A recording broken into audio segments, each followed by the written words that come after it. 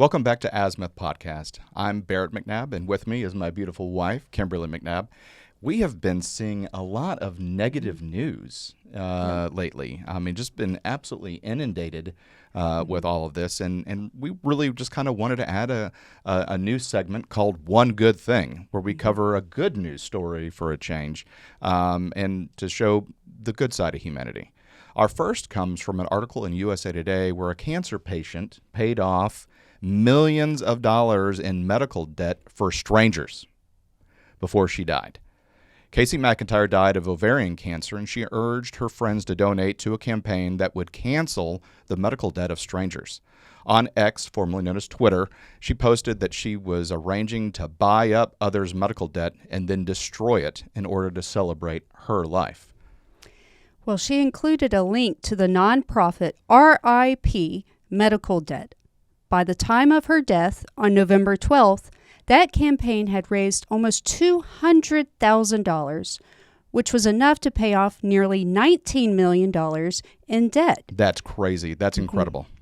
After her death, donations continued to pour in, and as of November 27th, about 2 weeks later, 98% of the nearly $700,000 campaign goal had been raised, which will destroy about $54 million in medical debt. That is an astounding number. That is an astounding number and an amazing celebration of her life. But this medical debt also included dental expenses, and a lot of people don't have dental insurance.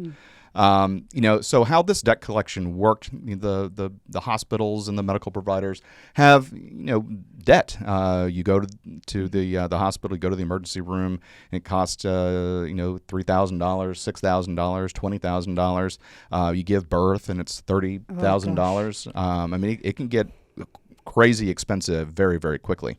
And so these medical facilities, the hospitals and doctors' offices, send out collection notices. Hey, look, you need to pay your bill. And sometimes people just can't afford to do it. And so they go into arrears and have this medical debt on top of them. Ordinarily, what happens is debt collection agencies will buy up that debt from the medical providers, whether it's hospitals, doctors' offices, etc., and then they'll take over. And that's when you get all these that are illegal now, but the harassing emails, the harassing text messages, the harassing phone calls. They'll try and convince you, hey, can you pay a portion of the debt now? All of these things. Do the debt collectors pay the same amount, or do they buy it pennies on the dollar? Yeah, they buy it pennies on the dollar. Because the medical facility was about to write it off as a bad expense, right? Exactly. And so by paying pennies on the dollar for this debt, they get a profit.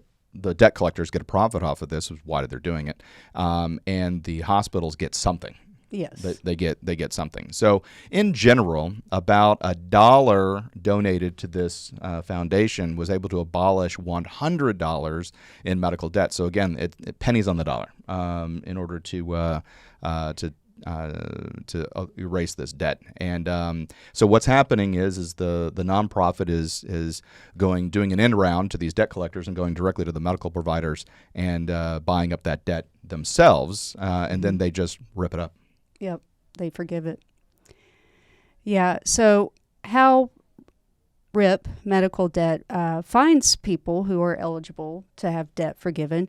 They use an analytics to find households that, one, either earn less than 4 times the federal poverty level, and for instance, in a single household, that's $54,360 in annual income, or people who have debts, medical debts, that are more than 5% of their annual income, which really isn't that much. So if you make $60,000 a year, that it only equals $3,000. And right. That's easy to rack up. I mean, me, for instance, I didn't have any surgeries, no hospital stays, no out-of-patient procedures.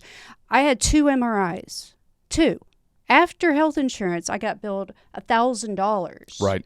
And so if you actually have something happen, or your insurance isn't that good, or it's out of network, it's definitely easy to go over $3,000. And then, if you have a high deductible plan, a family high deductible plan, your out-of-pocket costs can range from $5,000 to $7,000 a year. And until you hit your cap. Yes. And Right. so it's easy to hit that. And then, I know a lot of people without dental insurance, as you mentioned. So Right. you get something complicated done on your mouth, you're easily over that $5,000 limit. Another question to ask about all this, another outlook of all this is, what are the tax effects? Because sometimes, you might have someone pay something for you, or you may have a debt. Oprah could give you a new car. Debt forgiven, or, you go on a game show and you win a new car. And then in April, you get a tax bill. And you're like, wait a minute, they didn't give me cash. It's still counted as income. Like if you go to Las Vegas and you win cash, guess what? You're going to get a 1099-G for gambling earnings.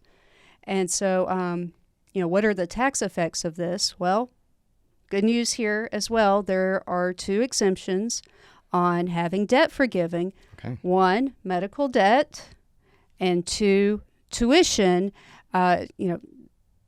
bills that people pay on your behalf. Now, the thing to keep in mind is you don't want people giving you the money for your tuition and medical expenses, and then you turn around and use that money to pay for it, because then it will be considered a gift. And then, ironically enough, the person who gave you the money may have to pay A gift tax. Right. Yes.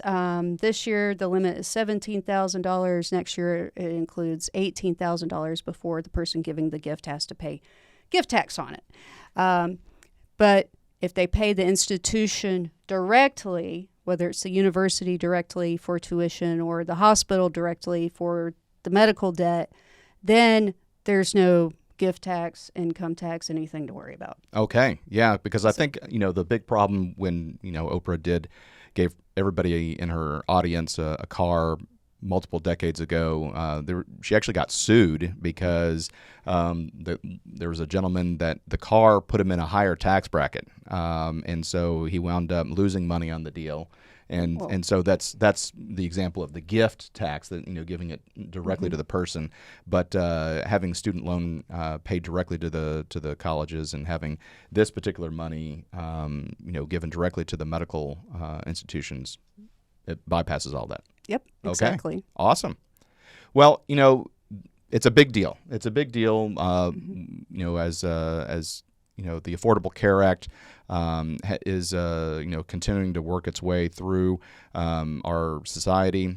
Even Elizabeth Warren has admitted that the cost of healthcare has gone up, which was the opposite of the intended effect of the Affordable Care Act, or Obamacare, as some people call it. And so it's kind of amazing that we're going to see probably more and more people going into this debt as we get sicker, and as the healthcare prices keep going up due to the repercussions of the Affordable Care Act. Yeah. I remember Reagan's famous words, the most 9 dreaded words of the English language is, I'm here from the government and I'm here to help. Right. Absolutely. From the government and I'm here to help. So government interfering with your health care. Yeah. No, get roads right first. Get schools right first. Right. But again, we wanted to make sure that we brought this story to you because it is a good news story, and it just goes to show that people being charitable is always going to be the best. It's not government assistance that's doing this.